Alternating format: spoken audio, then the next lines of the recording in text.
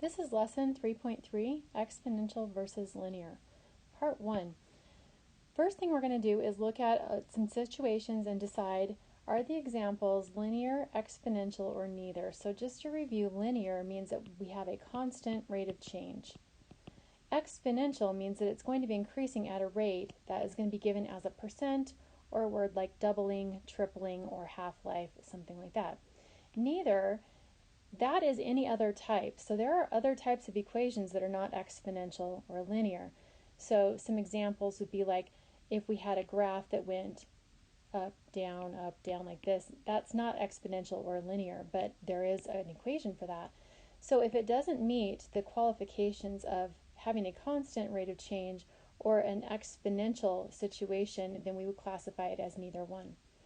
Okay, the first thing, there are 18 weeds in a yard. The number of weeds in a yard increases by 30% every 2 weeks. So first of all, does this describe growth or decay? So think about your weeds, it's increasing, so that would be growth. What is the rate of growth? So the rate of growth is going to be that 30%, and we'll write that as a decimal, 0.3 or 0.30. Now when I ask what is the rate, that's a different question than what is the rate of growth. The rate, remember, is b in our equation y equals a times b to the x. And so in this case where we're growing by 30%, it's going to be 1 plus 0.3 or 1.3. That would be my rate, and that's different than the rate of growth. If 14 weeks have passed, how many time periods is this? So let's go back to the question. It says that our weeds increase by 30%, but it's not every week, it's every 2 weeks. So if I have a week and another week, that's one time period here. And then another week and another week, that's another time period. So in 14 weeks, how many time periods is that? And so you see if we have 2 weeks, that's one time period. 4 weeks, that's 2 time periods. So in 14 weeks, that would be 7 time periods. And that's important because if we have questions that it's not every week or every day, something like that, we have to think about the time period situation. So if I said 14 weeks, I would have to divide that number by 2 in order to get the number of time periods that it is, because it's happening every 2 weeks. If it was something happening every 3 weeks, then I would do like 14 divided by 3.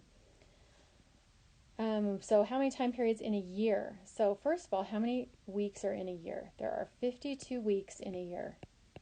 And so that's something that you need to know. And so in 1 year, how many time periods is that? So we would do 52 divided by 2, and so that would be 26 time periods. So in a year, the weeds are going to increase 30% 26 times. The next thing, it says write an equation for the number of weeds in a yard after X amount of weeks. So we're going to start with y is equal to, I'm starting with 18 weeds. I'm going to put in my rate, the 1.3 or 1.30. Now to the x power, it's not just to the x power, because if I was to plug in 14, then that would make this happen 14 times, and that's not what's going on. It's going to happen 7 times in 14 weeks. So look at what I did right there and what I did right there. I'm going to need to do x divided by 2. And so sometimes you have time periods where you have to think about how that's going to affect your exponent. So we're going to look at some problems like that today. Okay, we'll come back to some other things like that. So the next question, it says Sebastian deposits $100,000 in a local bank. It will pay 5% interest every year. Is this linear or exponential? So we can identify that as exponential growth because interest is what you earn when you put money in a bank. Now interest can also be negative because, not like negative numbers, but it can be a downside, like not earning. It can be decay if you have to pay interest on something. So if you borrow money, you have to pay interest, and so that's going to be on the downside for you. But if you deposit money, you get interest paid to you, so that's an increase. Now because of the 5%, that's our clue right there that this is exponential. Next question, a certain type of corn grows at a rate of 3 inches per week. So week 1, it's growing 3 inches. Week 2, it's going to grow another 3 inches. Week 3, another 3 inches, another 3 inches. This is a constant rate of change. So this is going to be an example of linear. Number 9, the Munn sugar processing plant is able to process 10 tons of sugar per month. So in January, 10 tons of sugar. In February, 10 tons of sugar. In March, 10 tons of sugar. So just like the question with the corn, this is going to be linear because it's got a constant rate of change.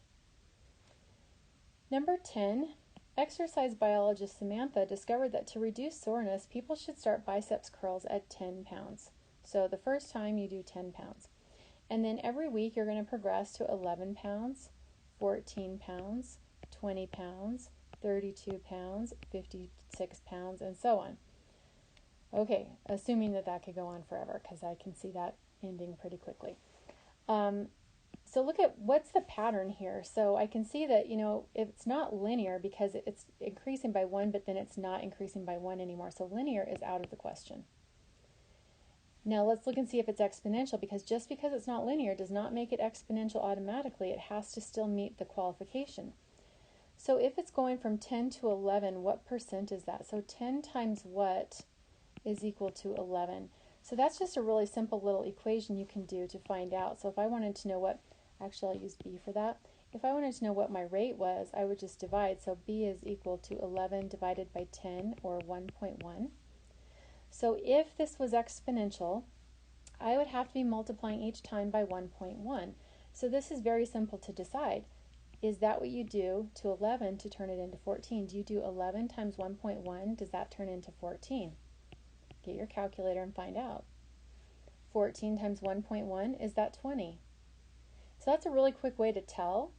The answer to that is no. It is not exponential. Exponential is not what's happening here either. Now, a different question, this is where people get confused with it, is there a pattern? Can you find the pattern for this situation? There is still a pattern.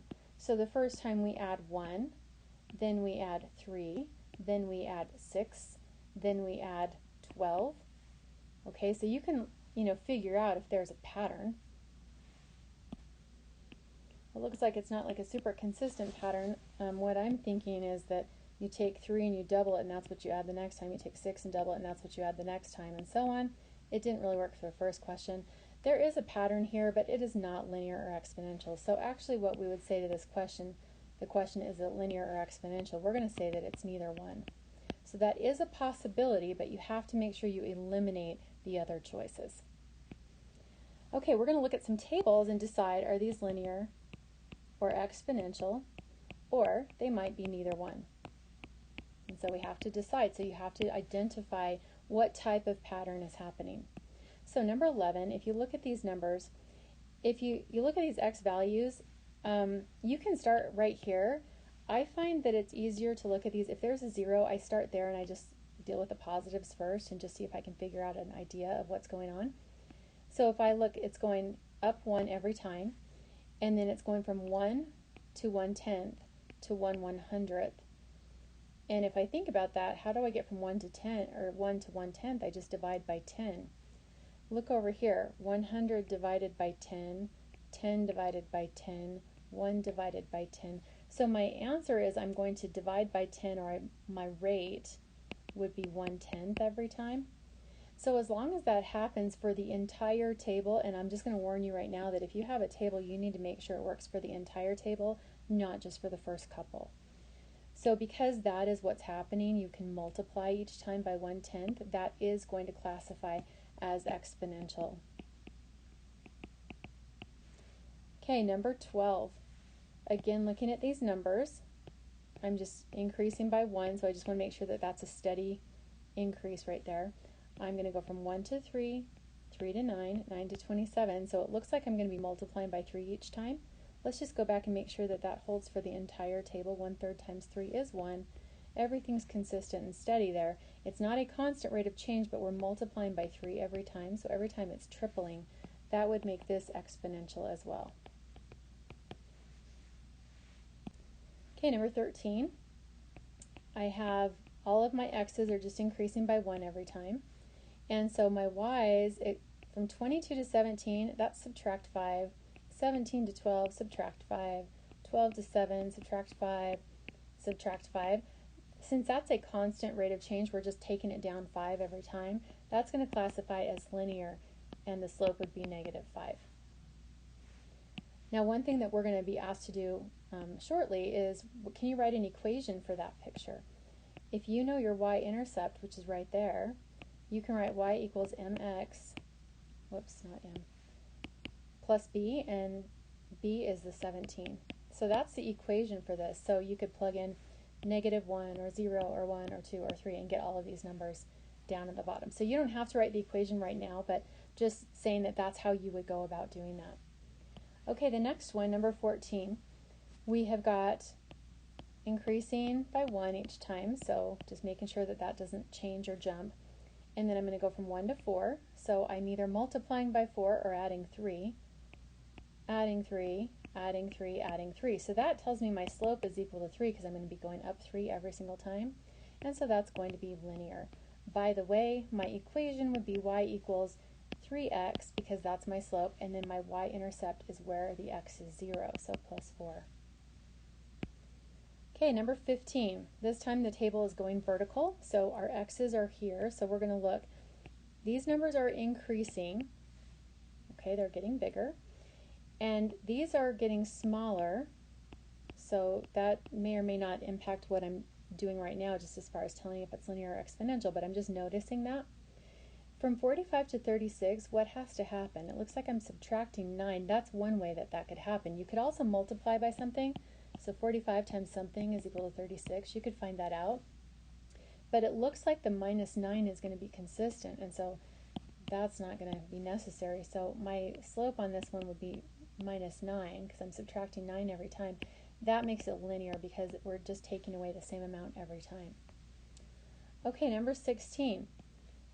Again, my numbers are increasing, and then these are going down, but they're not. I can see like 9 to 3, that subtracts 6. That's obviously not what's happening there, so it's not linear.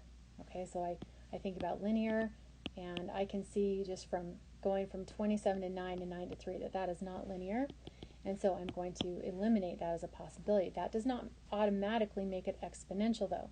It might be neither one, so we have to check and see. One way you can do this is say, if I'm going to go from 243 to 81, that means I would have to be multiplying by something, a rate, and it would have to give me 81.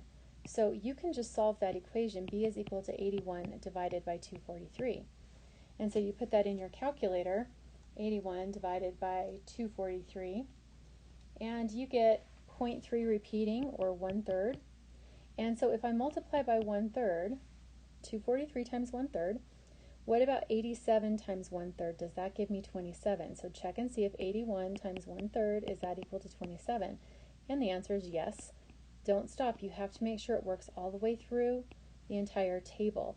Since that does, this is going to be exponential. Now, if I wanted to write an equation for that, y equals a times b to the x, I have already found out what my b is. My b is 1/3, so I'm going to have the 1/3 to the x power. What am I starting with? I look for my y-intercept, and it's right there, so it's going to be 3. Remember that that's not going to equal 3 times 1/3 is 1 to the x. That's not the same thing. So if I wanted to write an equation, that's how you would do that. So you look for the rate and then the y-intercept. That's the same on a linear one, except your rate is your constant rate of change, so it's a slope. We're going to continue the rest of this lesson in the next video.